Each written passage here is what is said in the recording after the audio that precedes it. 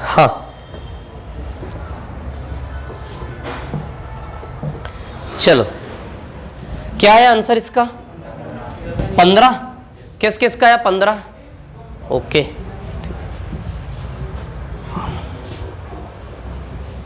आ गया, सभी का आ गया ना। टाइम का रेशियो 4 और 1 है, तो 4 + 1 और 4 - 1, 5 और 3 बनेगा, है ना। 1 और 4 का रेशियो टाइम का, तो इधर 4 1 आ जाएगा। 4 + 1 4 - 1, तो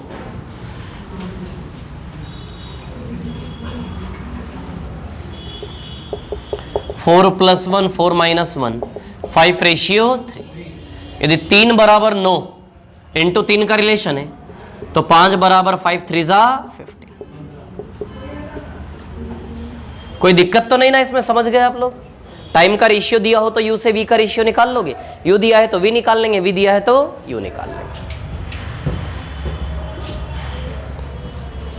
एक क्वेश्चन लिखिए। एक नदी के किनारे 3 शहर स्थित है, PQR। एक नदी के किनारे 3 शहर PQR स्थित है। एक नदी के किनारे 3 शहर PQR स्थित है। There are 3 cities PQR on the bank of a river. There are 3 cities PQR on the bank of a river. There are 3 cities PQR on the bank of a river. जहां शहर Q P तथा R से समान दूरी पर है। जहां शहर Q P तथा R से समान दूरी पर है।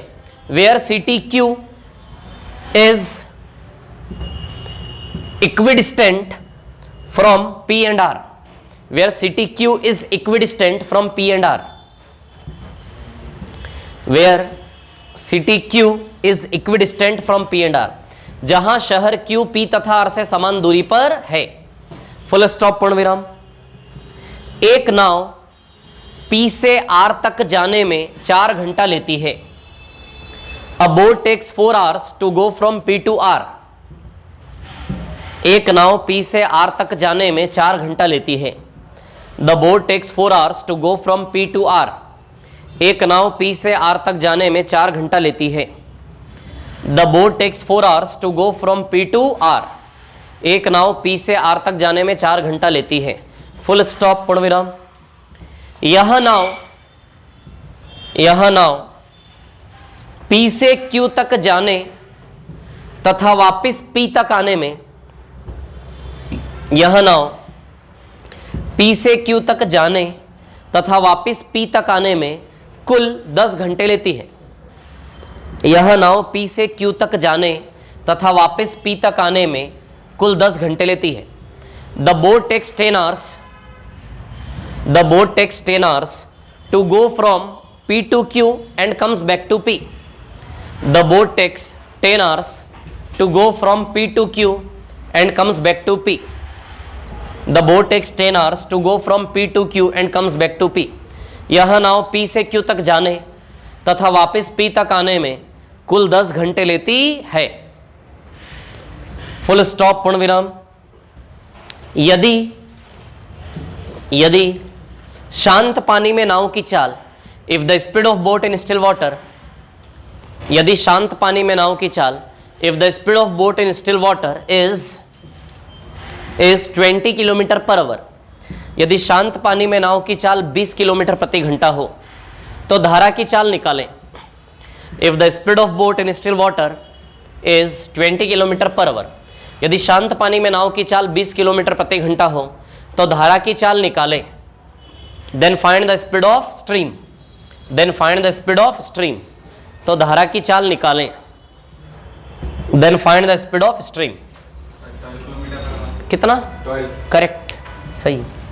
किस किस का है? 12 और 1। करिए सॉल्व। सेम क्वेश्चन है, बस उस क्वेश्चन को आपको पिक करना है इस तरह से, ओरली आंसर आएगा। टाइम का रेशियो गिवन है उसमें भी, आप ठीक से देखो टाइम का रेशियो कैसे निकालोगे उसमें से। बहुत अच्छा क्वेश्चन है।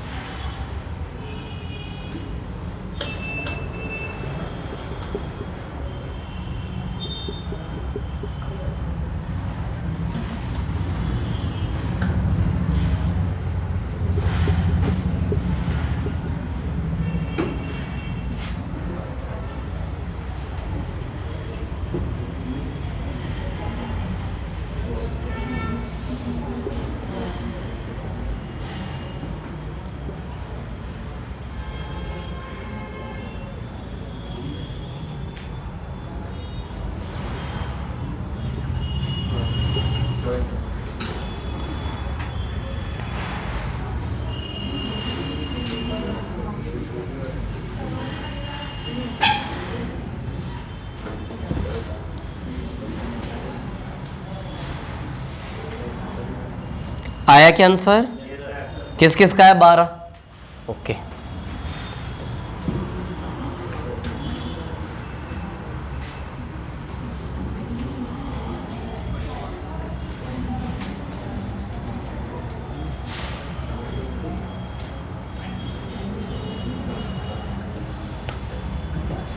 देखो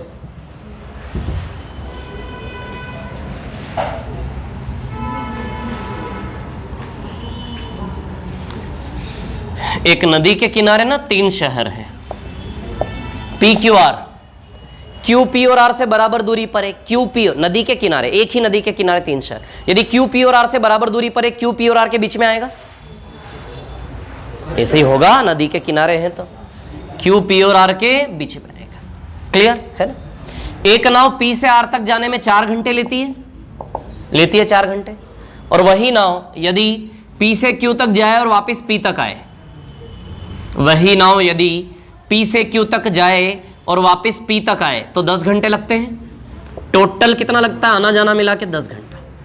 अब पी से आर तक यदि 4 घंटा, तो पी से क्यू और क्यू से आर 2-2 घंटा ब्रेक होगा कि नहीं होगा? बताओ, सेम डिस्टेंस है ना P Q Q R, Q बीच में है, तो 4 घंटा में 2-2 घंटा ब्रेक होगा कि नहीं होगा? तो अब आप बताओ, ये टोटल 10 घंटे में से ये वाली ट्रेवलिंग 2 घंटे की हुई, कि हमने देखा ना 4 घंटे में से पी से क्यू 2 घंटा लगा होगा। तो ये नाव पी से क्यू तक जाने में 2 घंटा लिया, यानी कि यहाँ 2 घंटा लगा, जाने में 2 घंटा, तो आने में 8 घंटा बचा। टोटल 10 है ना, तो आने में कितना बचा? 8 घंटा। तो टाइम का रेशियो 4 से 1 आ गया। अच्छा, इसको देख के पता चल रहा है नदी की दिशा इधर है कि इधर है? पानी के बहने की दिशा इधर है कि इधर है?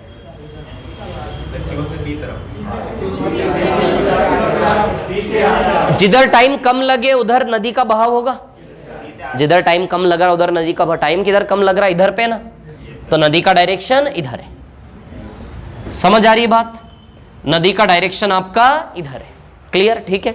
अब सुनो, तो ये वाला केस u प्लस वी का हुआ और ये वाला केस u माइनस वी का। देखो 4 गुना समय लग रहा है, एक ही दूरी पे जाने की तुलना में आने में 4 गुना समय लग रहा है। तो 4:1 टाइम का रेशियो गिवन है कि नहीं है? गिवन है कि नहीं है? 4:1। तो u से v का रेशियो 4 + 1 4 - 1 से बन जाएगा 5 से 3। टाइम का रेशियो आ गया कि नहीं आ गया? ये केस जाने वाला u प्लस वी का और ये आने वाला केस u माइनस वी का। तो जाने की तुलना में आने में 4 गुना समय लग रहा है, तो u से v का रेशियो सीधे क्या आ जाएगा? 4 + 1 और 4 - 1, 5 से 3।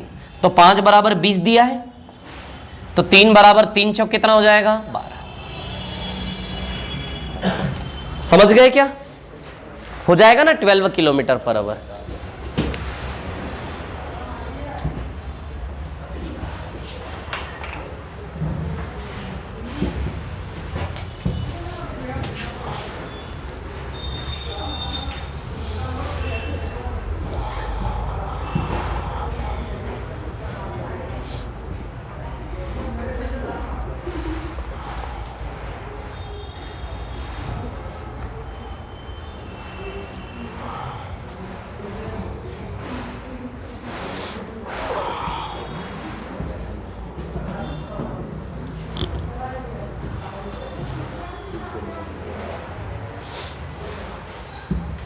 हो गया कॉपी?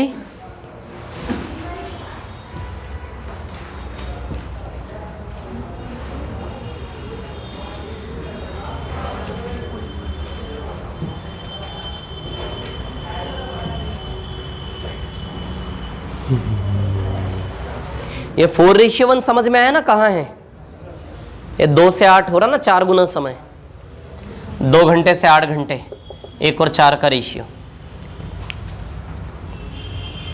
क्लियर है? ये हो गया क्या? ठीक है, बस कॉपी होके आ रही है, रुक जाओ थोड़ा सा। ये हो गया क्या? चलें आगे, लिखो नेक्स्ट। अभी तक आपने 2 वैरायटी के क्वेश्चन पढ़े। इधर देखो, जाके आने में एक तो वो वाले सवाल किए थे हमने, याद है? उसमें क्या होता था, यू और वी दोनों गिवन, टाइम का डिफरेंस या टाइम का सम गिवन, डिस्टेंस निकालते थे। क्लियर? इस क्वेश्चन में क्या है, टाइम का रेशियो गिवन है। टाइम का रेशियो गिवन है और टाइम का रेशियो गिवन होने की वजह से आपको यू दिया है तो वी निकालना है, वी दिया है तो यू निकालना है। क्लियर है क्या इतनी बात? ठीक है, ये सेकंड वेराइटी। अब थर्ड लिखिए क्वेश्चन।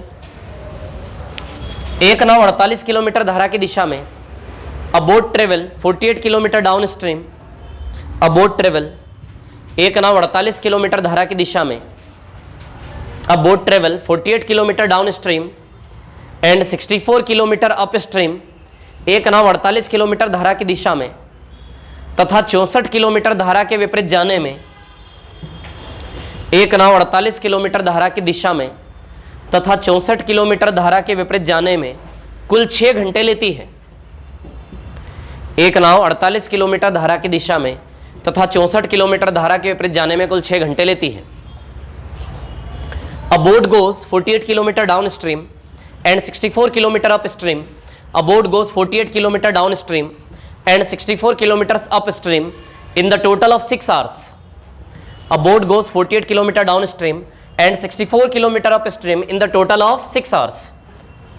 एक नाव 48 किलोमीटर धारा की दिशा में तथा 64 किलोमीटर धारा के ऊपर जाने में कुल 6 घंटे लेती है। फुल स्टॉप, पूर्ण विराम। यह नाव 72 किलोमीटर धारा की दिशा में, the boat goes 72 kilometre down stream and 80 kilometre up stream. यह नाव 72 किलोमीटर धारा की दिशा में तथा 80 किलोमीटर धारा के विपरीत जाने में कुल 8 घंटे लेती है। The boat goes 72 kilometre down stream and 80 kilometre up stream in the total of 8 hours. यह नाव 72 किलोमीटर धारा की दिशा में तथा 80 किलोमीटर धारा के विपरीत जाने में कुल 8 घंटे लेती है। फुल स्टॉप, पूर्ण विराम। धारा की चाल तथा शांत पानी में नाव की चाल निकालें। Find the speed of stream and the speed of boat in still water. Find the speed of stream and the speed of boat in still water. धारा की चाल तथा शांत पानी में नाव की चाल निकालें।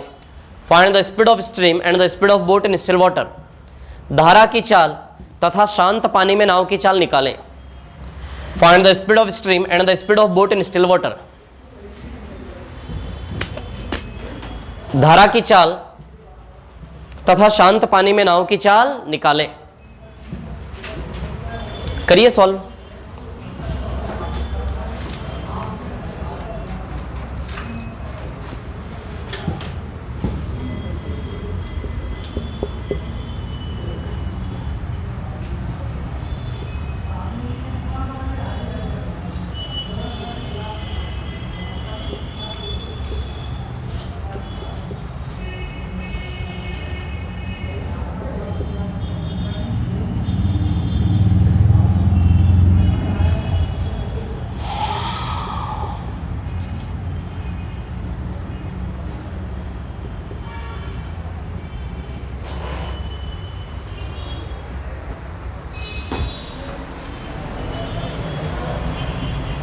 महेश जी,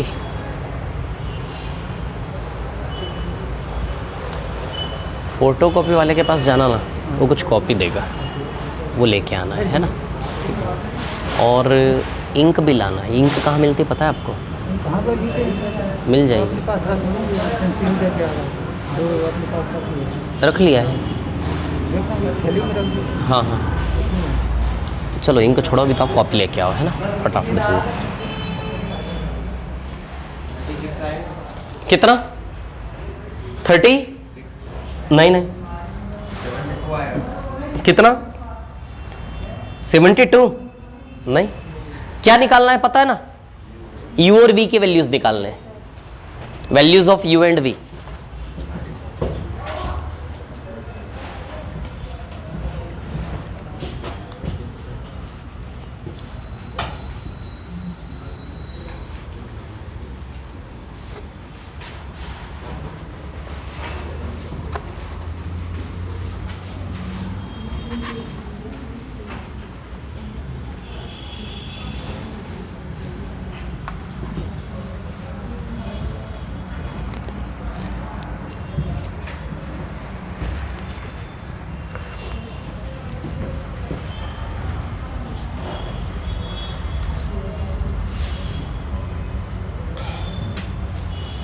देखिए टाइम डिस्टेंस अपॉन स्पीड से आता है 48 किलोमीटर धारा की दिशा में प्लस 64 किलोमीटर धारा के विपरीत। कितने घंटे लग रहे हैं? 6। डिस्टेंस अपॉन स्पीड 48 किलोमीटर धारा की दिशा में तो u प्लस वी स्पीड आएगी, 64 किलोमीटर धारा के विपरीत तो u माइनस वी स्पीड आएगी। क्लियर है ना? बराबर कितने घंटे लगते हैं? 6। ठीक है। अब दूसरा केस जो था 72 किलोमीटर धारा की दिशा में प्लस 80 किलोमीटर धारा के विपरीत, इसमें कितने घंटे लग रहे हैं? 8 घंटे। ये जो क्वेश्चन की इक्वेशन बनाए समझ आया आप लोगों को, है ना? डिस्टेंस अपॉन स्पीड से टाइम आ जाएगा, रिजल्ट टाइम दिया है ना? ठीक है। चल अब या तो आप इसमें भी उसी से डिवाइड जा रहा है, इसमें भी उसी से डिवाइड जा रहा है, तो 48 और 72 दोनों को डिवाइड देने वाला 24 होता है क्या? 48 और 72, 48 में भी उसी u प्लस वी से डिवाइड देना है, 72 में भी उसी u प्लस वी से। 48 72 दोनों 24 से डिविजिबल है क्या?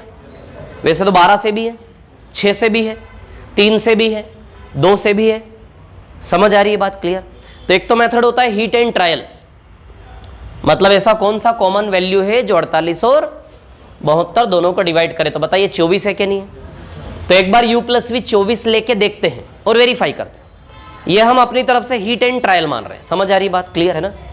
तो यदि मैं u प्लस वी का वैल्यू 24 लेता हूं, ठीक है ना, तो क्या 24 सही है? ऐसे वेरीफाई करते हैं। और दूसरा ट्रेडिशनल तरीका u और v निकालने का, दोनों तरीके देखते हैं। यदि u प्लस वी 24 लेता हूं मैं, तो 24 दूनी 48, 2 घंटे आएंगे यहां से, 2 घंटे। 6 में से 2 गए तो यहां 4 घंटे आने चाहिए, यहां 4 घंटे आने के लिए u माइनस वी को 16 बनना पड़ेगा। 6 में से 2 घंटा यहाँ खपत हो गया ना, यदि u प्लस वी 24 लेते हो, 24 दूनी 48, यानी कि 6 में से 2 घंटा गया तो 4 घंटे यहाँ, 4 घंटा लाने के लिए u माइनस वी क्या होना चाहिए? 16। तो u प्लस वी 24 और u माइनस वी 16 कर रहा है इस इक्वेशन को सेटिस्फाई, बराबर 6 घंटे ला देगा।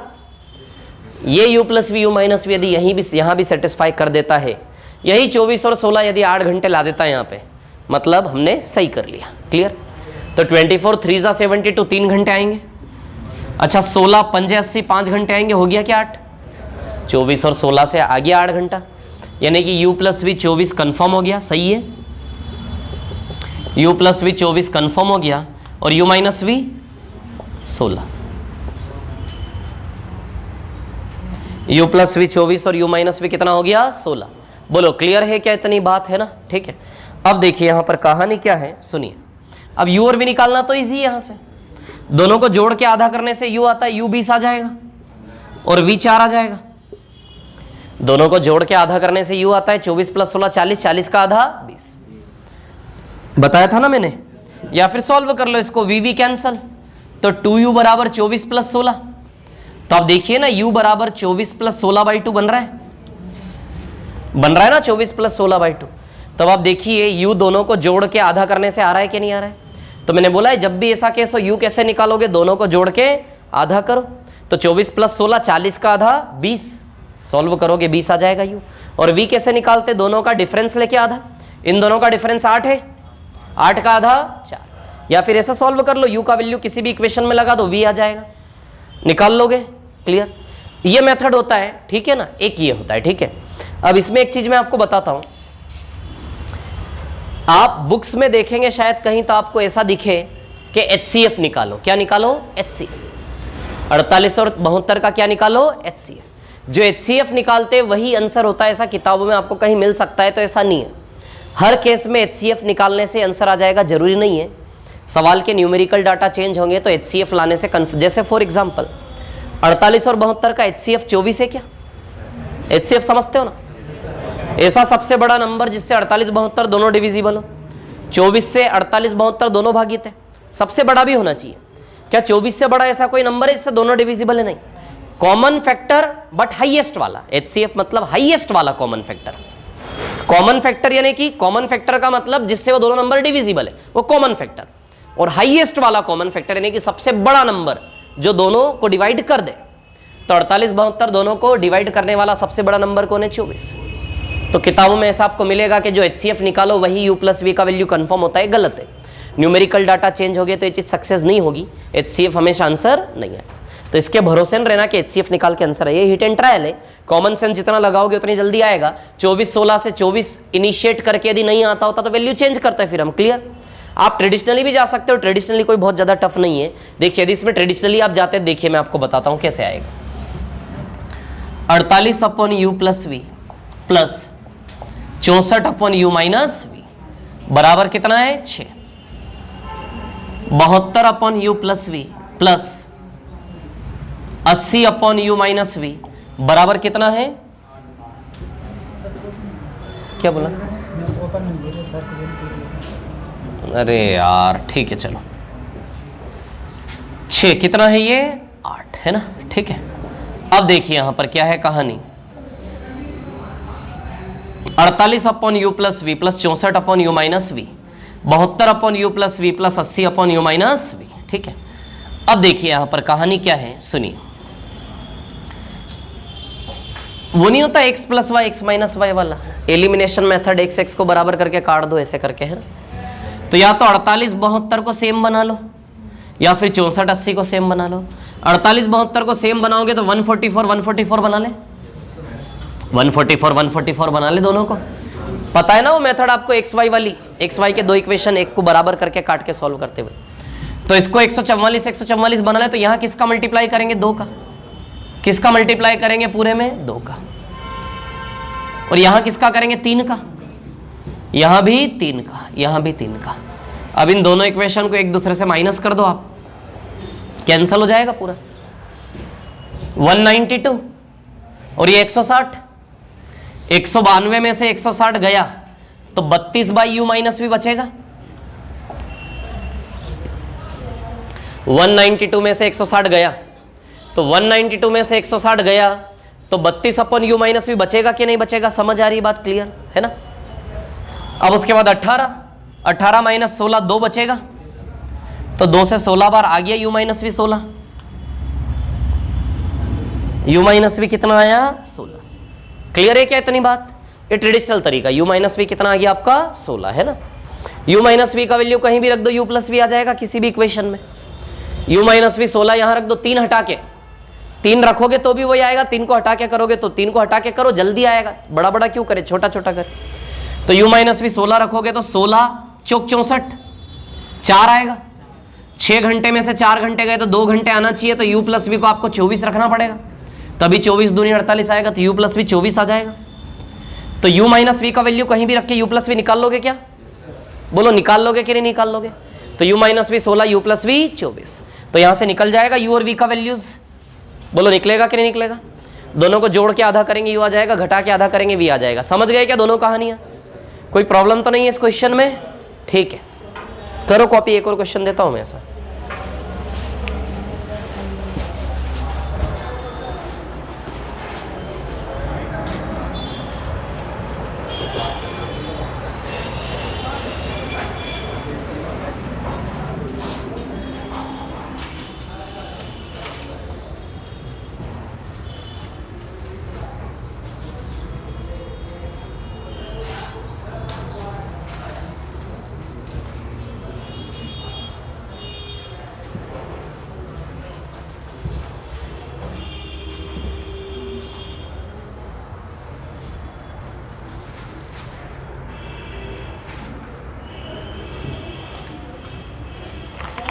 हाँ इसको ऑप्शन से भी कर सकते हैं। हाँ कर सकते हो, कोई दिक्कत नहीं।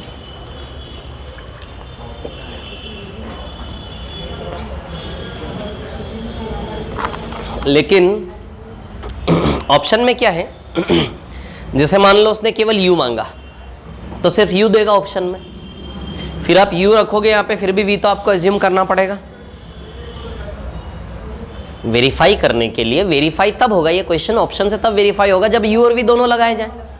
सिर्फ u देगा ऑप्शन में तो फिर u रख के फिर v आपको एज्यूम करना पड़ेगा, प्रॉब्लम आएगी।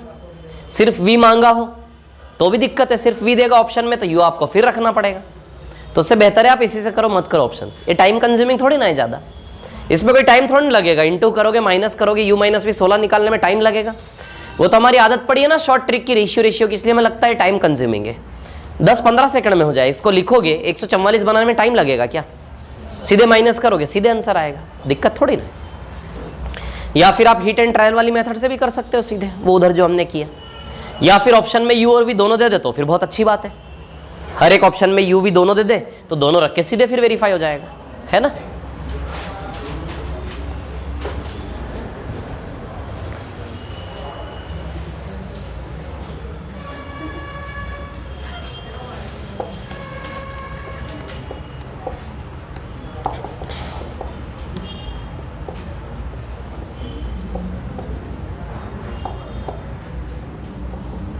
हो गया क्या ये? कोई प्रॉब्लम तो नहीं इसमें किसी को? क्लियर है क्या? ठीक है।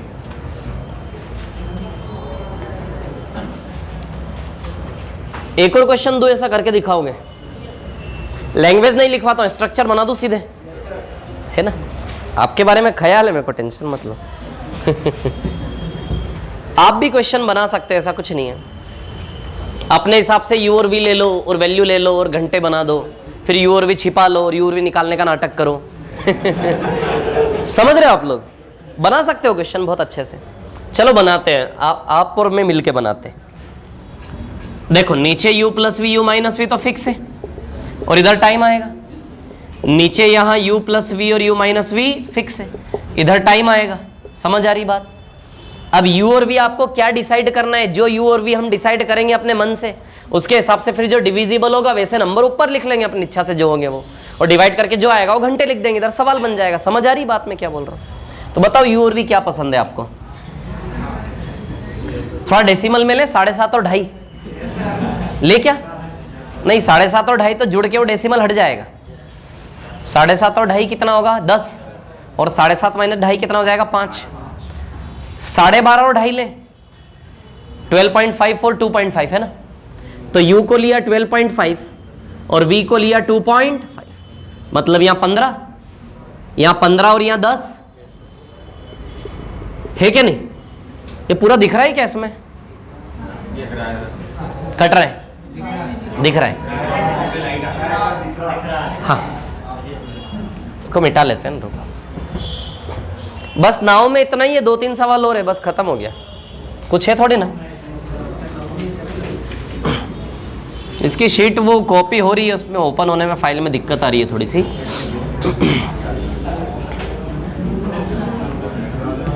देखो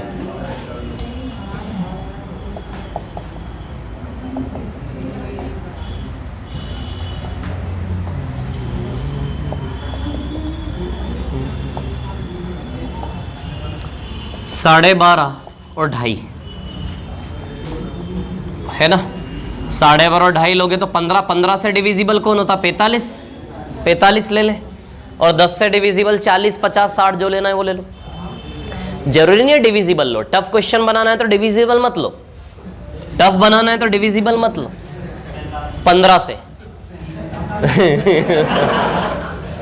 तो आप ये समझो, सवाल बनाने को कैलकुलेटिंग बनाया जा सकता है। समझ आ रही है बात, है ना? ठीक है, लेकिन क्वेश्चंस नॉर्मली बनाए जाते हैं। टफ बनाओगे तो 15 से डिविजिबल 37.5 ले लेते हैं। 37.5 15 से 2.5 बार जाएगा। कितनी बार जाएगा?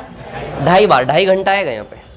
और 10 से भागित 55 ले लें, 5.5 घंटा आएगा।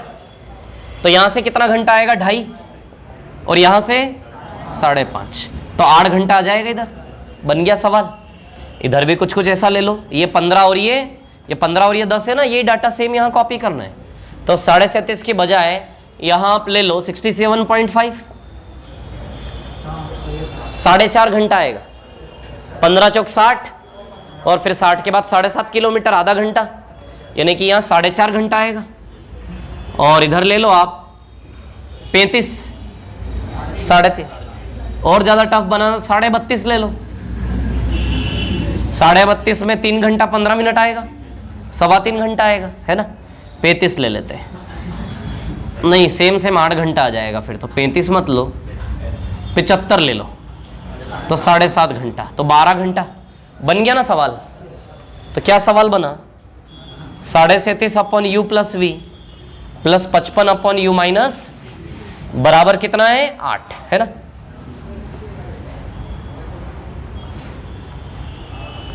इसके बाद 67.5 upon U plus V plus 75 upon U minus V बराबर कितना है 12। बन गया सवाल। अब इसको सॉल्व करेंगे तो 37.5 और 67.5 का क्या HCF लोगे आप? आपको पता है ना u प्लस वी 15 है, तो क्या इन दोनों का HCF 15 है क्या? इन दोनों का HCF 15 है क्या? नहीं ना, ठीक है। अब आप क्या करोगे इसमें, या तो u और v दोनों दिया हो ऑप्शन में, है ना, या फिर इधर से हिसाब लगा 55 75 का HCF 5 है ना 5, लेकिन आप जानते हो u माइनस वी तो 10 है, HCF से बैठ ही नहीं रहा है, न तो HCF से इधर सेट हो रहा है, इधर सेट हो रहा है। समझ आ रही है बात, क्लियर, ठीक है ना। तो अब आपको यहां पे क्या करना पड़ेगा, ट्रेडिशनली जाओ या फिर हिट एंड ट्रायल भी मारोगे तो क्या कैसे, एक बार गलत हो गया दूसरी बार तीसरी बार एग्जाम में डिले नहीं हो जाएगा। सो गो फॉर ट्रेडिशनली। समझ आ रही बात। 55 75 को करोगे, कैलकुलेशन की कोई लिमिट नहीं है ना, कैसा भी बन सकता है सवाल, तो ठीक है। ऑप्शन से दिमाग लड़ाओ, या आप यू और वी दोनों दिए हो तो ऑप्शन से करो, लेकिन केवल यू दिया हो तो भी दिक्कत आ जाएगी फिर ऑप्शन से करने में। समझ आ रही बात। तो ऐसे क्वेश्चन जो बनते ये ऐसे ही बनते नॉर्मली, जो भी हमने किए ना पहले ऐसे ही बने हैं नॉर्मली। बाकी कैलकुलेशन की कोई लिमिट नहीं, आप देख रहे क्वेश्चन बनाते समय कैलकुलेशन को कितना भी हार्ड हम रख सकते थे। समझ में आ गई कहानी क्या बताया मैंने, ठीक है ना। बाकी कैलकुलेशन नॉर्मली आते, नंबर भी नॉर्मल आते हैं, लेकिन आते हैं तो फिर हमें जाना पड़ेगा। इसको ट्रेडिशनली करेंगे। 55 75 को लोगे तो 55 और 75 5 इंटू 15 और 5 इंटू 11, तो 55 75 का एलसीएम क्या होगा?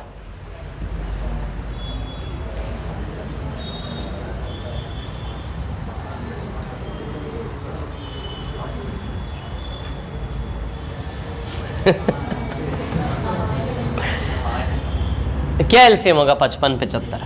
55 11 इंटू 5 और 75 5 इंटू 15, तो 11 इंटू 5 के साथ क्या लगा ले, 11 इंटू 5 के साथ 15 और लगा ले, ये बनेगा एलसीएम। ये बनेगा ना, इन दोनों का एलसीएम बनाओगे तो ये बनेगा कि नहीं बनेगा, 11 इंटू 5 इंटू 15।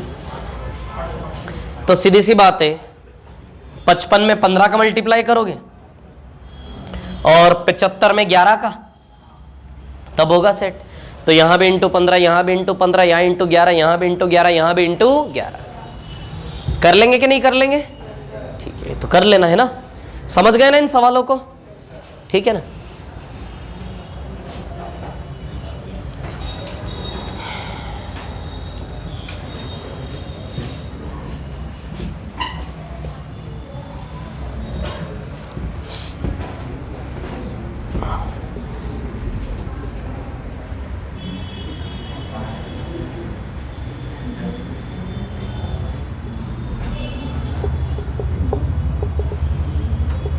एक मिनट है ना, एक दो सवाल और होते हैं इसमें, बना के करवाता हूं, है ना।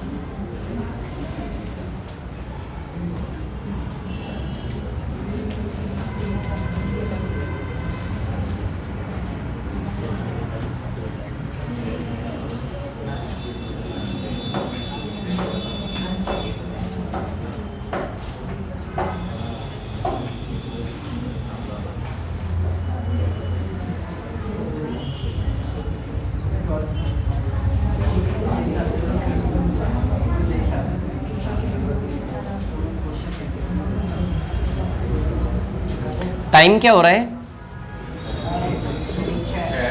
1:06। ठीक है।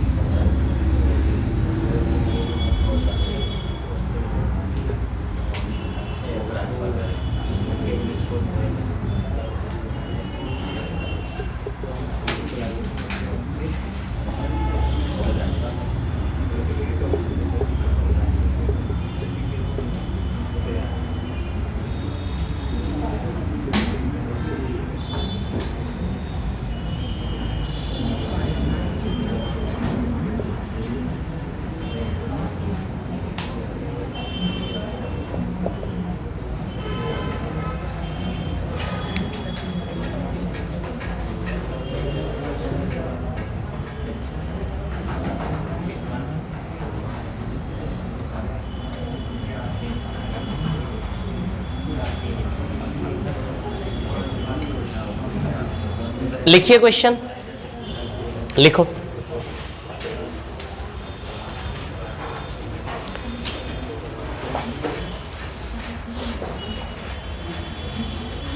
एक लड़का अपनी नाव में जा रहा था। A boy was travelling in his boat. A boy was travelling in his boat. एक लड़का अपनी नाव में जा रहा था।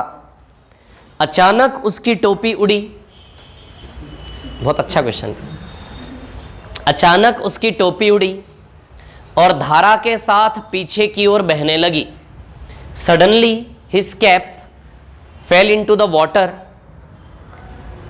And moving away. Suddenly his cap fail into the water and moving away from his backwards with the stream. Suddenly his cap fell into the water and moving away from his backwards with the stream. अचानक उसकी टोपी उड़ी और धारा के साथ पीछे की ओर बहने लगी। फुल स्टॉप, पूर्णविराम। उसकी नाव 10 मिनट तक चलती रही, तब उसको ज्ञात हुआ कि उसकी टोपी उड़ गई है। उसकी नाव 10 मिनट तक चलती रही, तब उसे ज्ञात हुआ कि उसकी टोपी उड़ गई। The boat moves for 10 minutes, then he got to know. The boat moves 10 minutes, then he got to know that his cape fell into the water. The boat moves 10 minutes, then he got to know that his cape fell into the water. Fell into the water. उसकी नाव 10 minute तक चलती रही, तब उसको ज्ञात हुआ कि उसकी टोपी उड़ गई है। फुल स्टॉप, पूर्णविराम। उसने नाव को घुमाया। उसने नाव को घुमाया तथा टोपी को वहीं पर पकड़ा जहां से उसने चलना प्रारंभ किया था।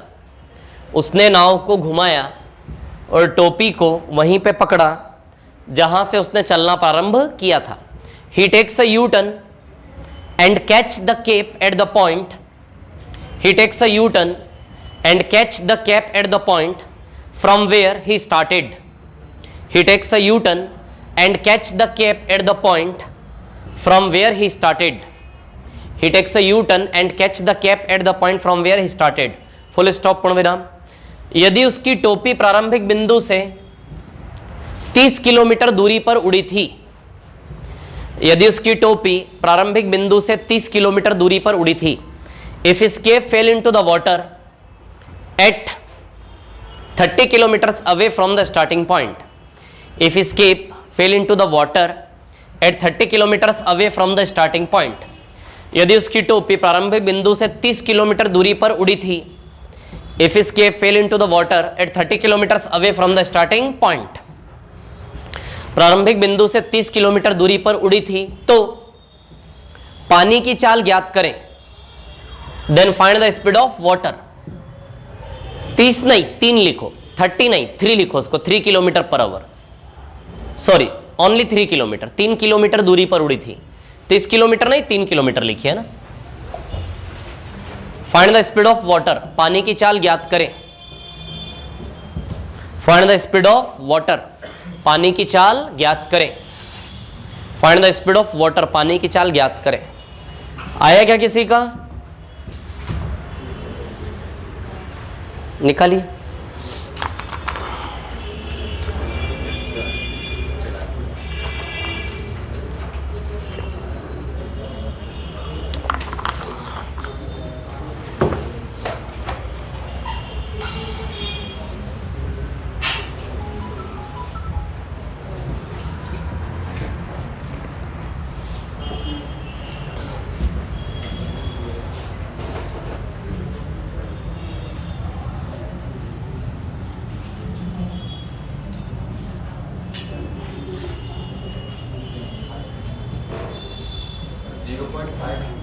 नहीं,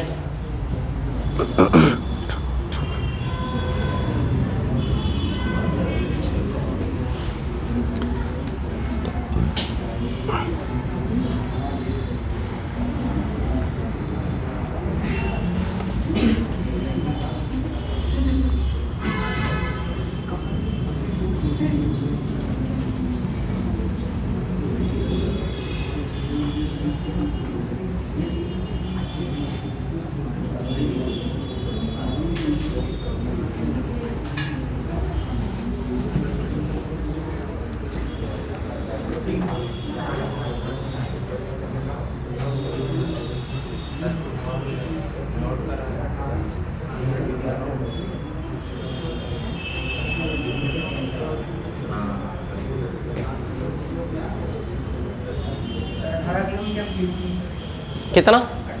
नहीं,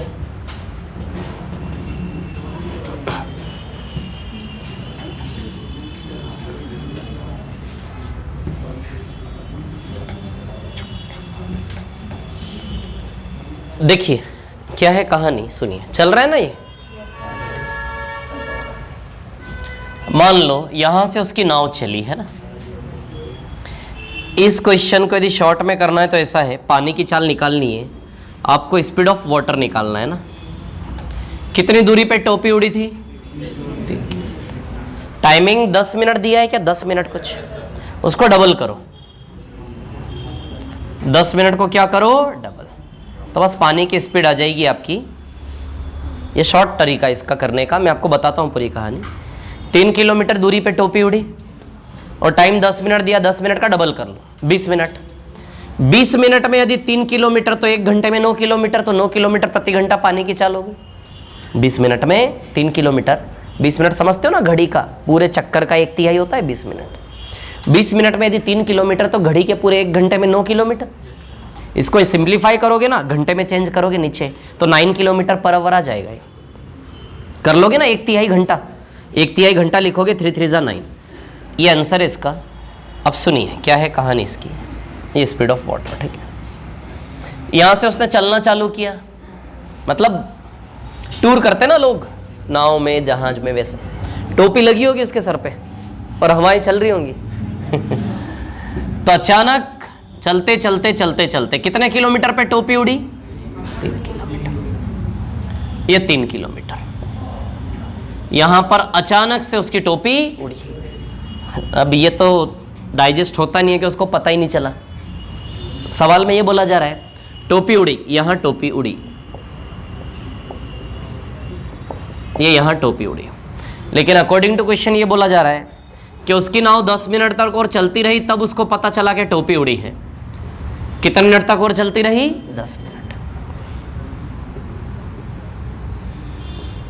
10 मिनट और चली, यहां उसको पता चला कि टोपी उड़ी, यहां उसको पता चला।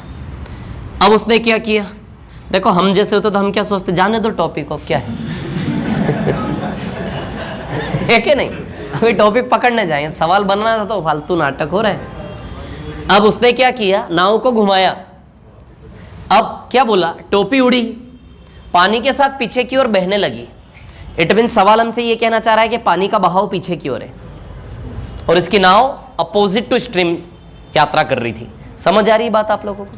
तो पानी की दिशा उस साइड है, वाटर, पानी उस ओर बह रहा है। समझ आ रही बात? क्लियर है ना? ठीक है। अब जब यहां टोपी उड़ी तो टोपी ने भी तो पानी के साथ 10 मिनट बहा होगा पीछे। पानी की चाल के साथ साथ जो पानी की चाल है उस चाल से टोपी ने भी ट्रेवल किया पीछे 10 मिनट। जब ये यहां था तो टोपी कहां थी? जब ये यहां था तो टोपी भी तो 10 मिनट ट्रेवल करके पीछे पहुंच चुकी। टोपी यहां, जब ये यहां, जब इसको पता चला 10 मिनट, टोपी उड़ने के बाद ये 10 मिनट आया, 10 मिनट टोपी पीछे चली गई ना। समझ आ रही है बात? क्लियर? जब ये यहां आया तो टोपी कहां थी? यहां पे। अब सवाल बोल रहा है कि इसने यू टर्न लिया और टोपी का पीछा किया। अब टोपी तो अपनी ओर पानी की चाल से पीछे चलेगी और ये उसको चेस करने के लिए टोपी के पीछे भागेगा। अब सवाल ये कहता है कि इस आदमी ने टोपी को वहां पकड़ा जहां से इस आदमी ने चलना शुरू किया। इस आदमी ने चलना कहां शुरू किया? यहां से। तो जब इसने इसको चेस करना चालू किया तो जब टोपी यहां पहुंची तो ये भी यहां पहुंच गया। बोलो पहुंचा कि नहीं पहुंचा? जब टोपी यहां पहुंची तो ये भी यहां पहुंचा कि नहीं पहुंचा? बोलो समझ आ रही है क्या बात? क्लियर है ना? जब टोपी यहां पहुंची तो ये भी यहां पहुंचा। सवाल ने बोला कि उसने वहां पकड़ा जहां उसने चलना शुरू किया था। तो उस आदमी ने चलना कहां शुरू किया था? यहां से। तो चेसिंग कैसे स्टार्ट होगी? चोर पुलिस का गेम यहां से स्टार्ट होगा, ऐसे करके। क्लियर? अब सुनिए मेरी बात, ठीक है? तो जब ये इसको पकड़ेगा तो सबसे पहले ये तो पता करेगा डिस्टेंस कितना है दोनों के बीच। चोर जब पुलिस के पीछे भागता है तो, सॉरी, पुलिस जब चोर के पीछे भागेगा है ना, पुलिस जब चोर के पीछा करेगी ना तो डिस्टेंस तो पता होना चाहिए कितनी दूरी पे चोर कहाँ, स्थान ही नहीं पता तो किधर भागेंगे हमें ना। तो सबसे पहले डिस्टेंस निकालना पड़ेगा हमें। अब सुनो, ये 10 मिनट ट्रेवलिंग हुई पानी की चाल से। पानी की चाल को W मान ले। क्या मान ले पानी की चाल को? And this is U minus V. नाव जो चल रही है वो U माइनस वी के हिसाब से चल रही है कि नहीं चल रही है? पानी का बहाव उधर है और नाव जा रही उधर, तो नाव की चाल कौन सी चाल है? U माइनस वी है कि नहीं है? धारा के विपरीत। तो U माइनस वी, तो इसको मैं U माइनस W ले लेता हूं। क्या ले लेता हूं? U माइनस W यानी कि पानी की चाल V की जगह W है ना। स्ट्रीम की स्पीड को हमने पानी की चाल को W मान लिया, या फिर हम V ही ले लें, पानी की चाल को W मानेंगे थोड़ा फील अच्छा आएगा ना। तो U माइनस W हो जाएगा ये वाला चाल। बताइए, तो ये 10 मिनट W की चाल से और ये 10 मिनट U माइनस W की चाल से। तो स्पीड इनटू टाइम से दोनों डिस्टेंस आ जाएंगे, दोनों को एडअप करेंगे, टोटल डिस्टेंस आएगा कि नहीं आएगा? बोलो आ जाएगा क्या? आ जाएगा ना। W और U माइनस W आपको समझ आया? नहीं आया? टोपी जब पीछे जा रही है कौन सी चाल से जा रही है बताओ? वाटर के स्पीड से। तो टोपी ने 10 मिनट W की चाल से यात्रा की। क्लियर है? बोलो ना क्लियर है कि नहीं? किसी बहते हुए पानी में किसी चीज को छोड़ दो तो उसके ऊपर बहते बहते जब जाएगी तो वो चीज भी पानी की चाल से जाएगी कि नहीं जाएगी आगे? तो W की चाल से 10 मिनट यात्रा कर ली क्या अपने टोपी ने, है ना। अब इधर बताओ नाव किस चाल से जा रही है? U minus V. अरे पानी का बहाव इधर है और नाव इधर जा रही है तो नाव की चाल U माइनस वी बनेगी कि नहीं बनेगी? धारा के विपरीत की चाल को U माइनस वी कहते कि नहीं कहते? तो V की जगह कौन है? W है। तो U माइनस W की चाल से यात्रा की, तो U माइनस W की चाल से 10 मिनट चला और उसी 10 मिनट में W की चाल से पानी के साथ बहते बहते 10 मिनट पीछे चली गई। तो ये दूरी को जोड़ेंगे तब ये दूरी पता चलेगी कि सिपाही चोर को पकड़ेगा कितना फासला है। समझ आ रही बात? क्लियर है ना। तो डिस्टेंस स्पीड इनटू टाइम से आएगा। ये 10W, अरे स्पीड इनटू टाइम मिनट में रहने दो, 10W डिस्टेंस है ये, और ये 10U माइनस W, तो फाइनली 10U आएगा डिस्टेंस। ये distance 10W, speed into time से डिस्टेंस आएगा, स्पीड W टाइम 10W, इधर 10 इंटू U माइनस W आएगा प्लस, तो माइनस का 10W प्लस का 10W कट जाएगा ना, केवल 10U आएगा रिजल्ट। तो डिस्टेंस 10U आएगा कि नहीं आएगा? तो ये डिस्टेंस आपका कितना आया? 10U। अब यहां से चालू होगी रेस। तो बताओ, अब टाइम एंड डिस्टेंस जिसने पढ़ा है उसको तो सीधे समझ में आ जाएगा। चेसिंग वाला टास्क पढ़ाया था मैंने उसमें। Time is equal to distance upon speed. Distance क्या है? 10U। कितने टाइम में पकड़ेगा? मतलब मैं ये बताना चाह रहा हूं आपको कि यहां से स्टार्ट किया तो कितने टाइम में ये सिपाही चोर को पकड़ लेगा, वो टाइम निकालना है। तो वो टाइम के लिए डिस्टेंस कितना, रिलेटिव डिस्टेंस कितना है 10u, और रिलेटिव स्पीड कितनी है? अच्छा, इधर की स्पीड u प्लस w, ये स्पीड कौन सी है, और ये वाली स्पीड w है क्या? तो सेम डायरेक्शन में रिलेटिव स्पीड माइनस करके निकालते हैं। तो u plus w minus w, u की स्पीड से ट्रेवलिंग होगी। तो बताइए 10 मिनट का गेम है क्या? Time is equal to distance upon speed. ये चेसिंग वाले टास्क में मैंने बताया था आप लोगों को टाइम एंड डिस्टेंस, फिर से समझा दूंगा अभी आप देखो। मतलब यहां से यहां तक जाने में 10 मिनट लगेंगे। मान लो ठीक 12 बजे रेस चालू हुई, सपोज ठीक 12 बजे, ठीक 12 बजे नाव वाला यहां टोपिया है, 12 बजे रेस चालू होती है, ठीक 12 शार्प 12 बजे चेसिंग स्टार्ट, तो वो एंड कितनी बजे होगी? 12:10 पे। कितनी बजे? ये 10 मिनट आया ना। ठीक 12 बजे रेस चालू होती तो कितनी बजे एंड होगी? 12:10 पे। 10 मिनट की रेस है, समझ आ रही बात? अभी जो 10 मिनट निकालने के लिए जो मैथमेटिकल एक्सप्रेशन है, ये चेसिंग वाला टास्क होता है। जैसे सिपाही है और ये चोर है, सिपाही से चोर में कितना मार्जिन है? 10u। कितना मार्जिन है? 10u का मार्जिन है। मतलब जितनी जल्दी हम दोनों के बीच ये 10u खत्म करूंगा, उतनी जल्दी मैं चोर को पकड़ूंगा।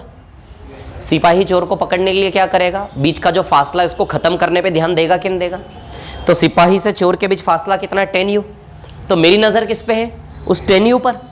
ये 10u जो मार्जिन है किस स्पीड से कम होगा?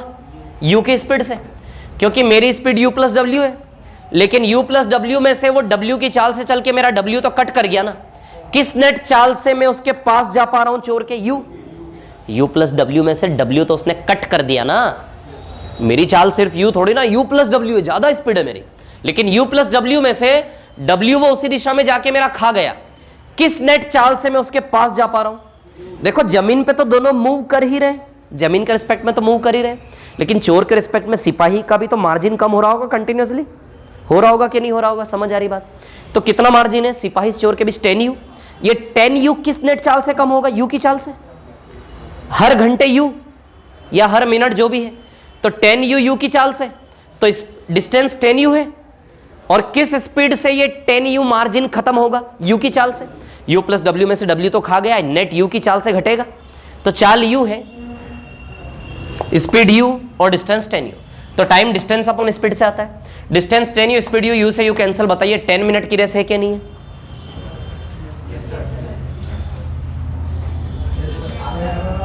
आया होगा ना, थोड़ा थोड़ा आया होगा। This is relative distance and this is relative speed. सापेक्ष चाल, सापेक्ष दूरी और चाल। टाइम डिस्टेंस अपॉन स्पीड होता है, सापेक्ष दूरी अपॉन सापेक्ष चाल, relative distance upon relative speed. Relative distance दोनों के बीच का margin, relative distance 10u। Relative speed कैसे आएगी? सेम डायरेक्शन में, सेम डायरेक्शन में रिलेटिव स्पीड कैसे आती है? माइनस करके, है ना। तो माइनस करके रिलेटिव स्पीड आएगी, कितनी आएगी? u। 10 मिनट। यानी कि बताइए पानी ने यहां से यहां तक की यात्रा 10 मिनट में की क्या? इसका मत देखो आप, हमें इस जरिए बस ये पता चला कि पानी ने यहां से यहां तक की यात्रा 10 मिनट में की क्या नहीं की? किसने की है? पानी ने। या फिर टोपी बोल दो, उस कैप ने 10 मिनट में ट्रेवलिंग की कि नहीं की? इधर देखो ना, वहां क्या देख रहे हो? इस कैप ने ये ट्रेवलिंग 10 मिनट में की कि नहीं की? और ये वाली ट्रेवलिंग भी कैप ने 10 मिनट में की। तो यहां से यहां तक कैप ने 20 मिनट लिया, 10 मिनट यहां। ये भी चाल W वाली थी कि नहीं थी? W की चाल ही थी ना ये भी। तो पानी ने यहां से यहां तक जाने में 20 मिनट लिया क्या? या फिर कैप की बात करो तो कैप ने यहां से यहां तक 10 मिनट, वही W यहां से यहां तक 10 मिनट। तो कैप ने 3 किलोमीटर की यात्रा 20 मिनट में की क्या? या फिर पानी ने 3 किलोमीटर की यात्रा पानी ने 20 मिनट में की क्या? तो प्रति घंटा चाल आ जाएगी ना पानी की। तो प्रति घंटा चाल पानी की क्या आएगी? 9 किलोमीटर प्रति घंटा। इस सवाल में क्या होता है, जितना ये टाइम होता है ना, उतना ही टाइम हमेशा यहां भी आता है, इसलिए उसको हमेशा क्या कर लेते हैं? डबल। यदि यहां 15 मिनट होता ना, तो यहां भी क्या आता? निकल के फाइनली 15। समझ आ रही बात? इसलिए बस इस टाइम को डबल कर लो, डिस्टेंस ले लो, सीधे स्पीड आ जाती है पानी की इसमें। समझ आ रही बात? अच्छा, ये जो बताया मैंने चेसिंग वाला टास्क, उस चक्कर में ऊपर वाला तो नहीं भूल गए? अब ये क्या हुआ था यहाँ पे, पुराना याद है? ठीक है, कुछ नहीं करना है, टाइम को डबल करके डिवाइड करना है, इसमें ये तरीका इसका है ना।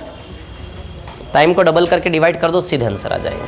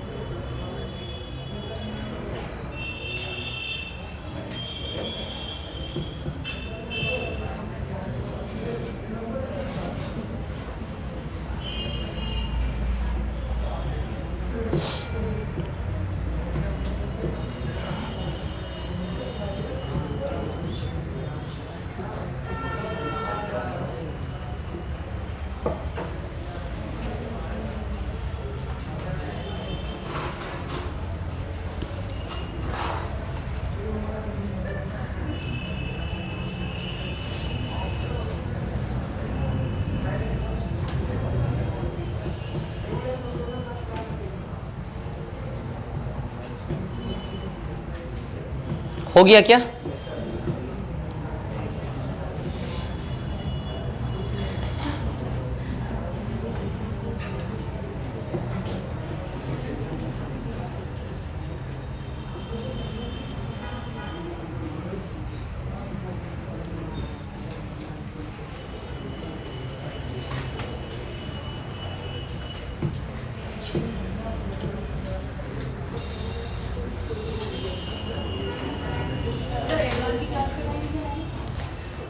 एडवांस की क्लास का टाइम मैं बताता हूं आपको, कल या परसों,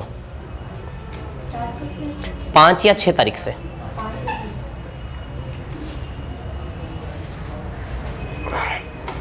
इसके बाद कौन सा टॉपिक पढ़ना है आपको? LCM HCF।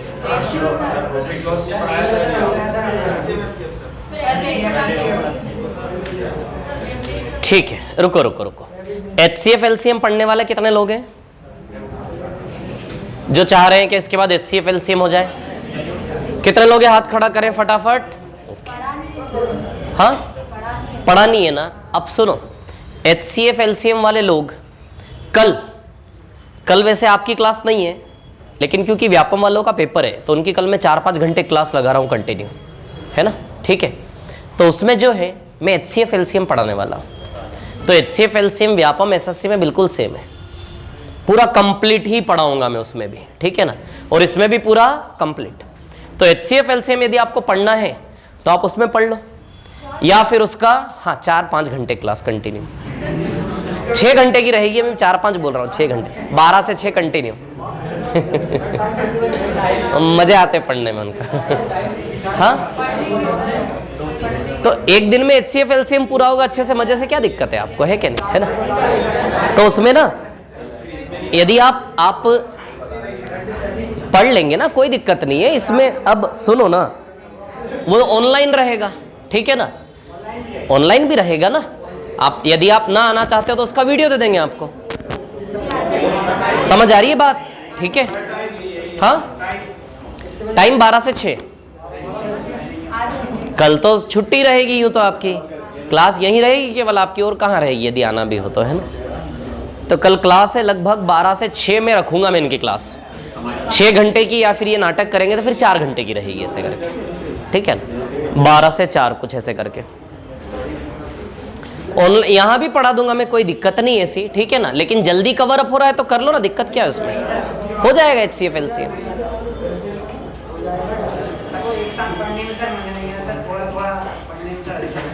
हाँ, तो कोई दिक्कत नहीं, थोड़ा थोड़ा पढ़ लेंगे, फिर कोई प्रॉब्लम नहीं है, ठीक है? शीट सेम रहेगी ना, बिल्कुल सेम रहेगी, शीट भी सेम रहेगी ना। शीट सेम रहेगी तभी तो ना। हाँ, सुनो मेरी बात, ठीक है? देखो ऐसा है, वो जो HCF LCM है ना, वो कंप्लीट है। टाइम क्या हो रहा है, टाइम बताओ पहले मेरे को।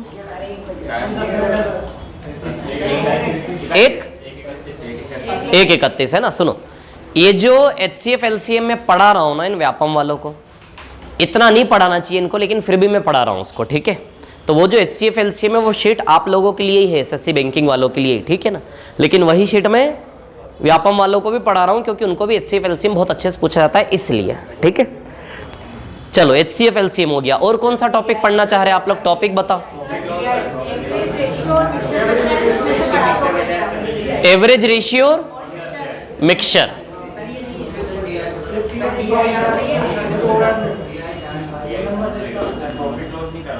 हाँ, प्रॉफिट लॉस नहीं हुआ। एक मिनट HCF LCM बता दिया आपने, और बताओ। नंबर सिस्टम वो एडवांस मैथ्स में होगा। क्या? DI,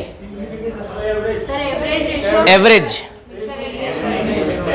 ratio, mixture allegation. Ratio start कर लेते हैं।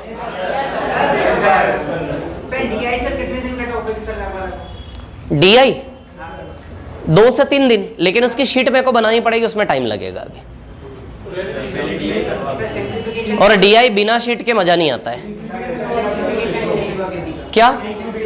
सिंप्लीफिकेशन नहीं हुआ तो व्यापम की क्लासेस दे देता हूं मैं आपको, पढ़ लो सिंप्लीफिकेशन, डाल दूंगा उसमें पूरा।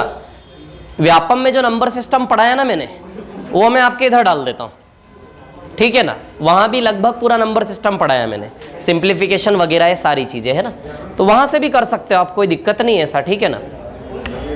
सिंप्लीफिकेशन, नंबर सिस्टम, ये सब आप एडवांस मैथ्स में पढ़ोगे। समझ आ रही बात, ठीक है। मेरा जो है वो HCF LCM में एवरेज रेशियो, ये चीज़ है। और यदि आप चाहोगे तो नंबर सिस्टम जो मैंने व्यापम में पढ़ा है वो आपको ऑनलाइन में दे दूंगा।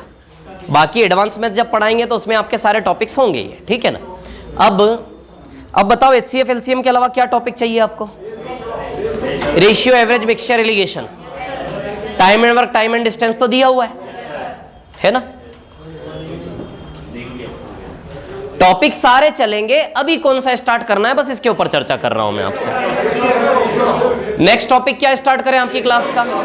रेशियो स्टार्ट करें? अच्छा ठीक है, रेशियो स्टार्ट करें, ठीक है, ठीक है, चलो ओके है ना। अब कल का टाइमिंग जो है ना अभी कंफर्म नहीं है, मैं क्लास में इनसे कंफर्म करूंगा कल का टाइमिंग क्या है, ठीक है।